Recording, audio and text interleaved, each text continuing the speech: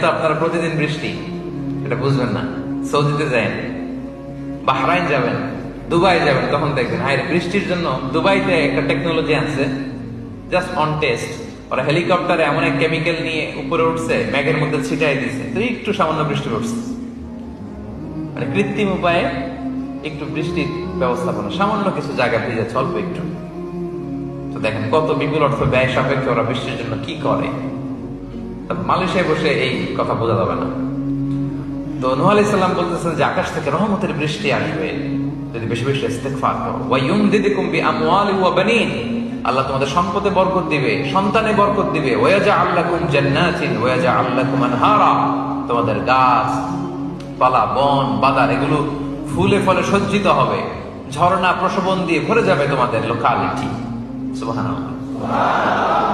এটা ইস্তিগফারের কারণে। তাহলে বেশি বেশি ইস্তিগফার করবেন প্রিয় ভাইরা, রাজি আছেন তো? ইস্তিগফার নিয়ে আমি অনেক আলোচনা করেছি, শুনেছেন না আপনারা?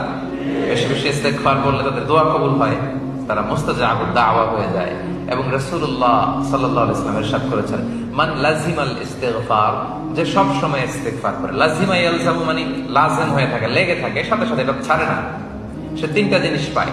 এক, জাআলাল্লাহু লাহু মিন কুল্লি দীকিন মাখরাজা, যে কোনো ডিফিকাল্টিতে আল্লাহ তাআলা তার জন্য একটা ওয়ে আউটের ব্যবস্থা করে দেন, সমাধান পেয়ে যায়, আটকায় না।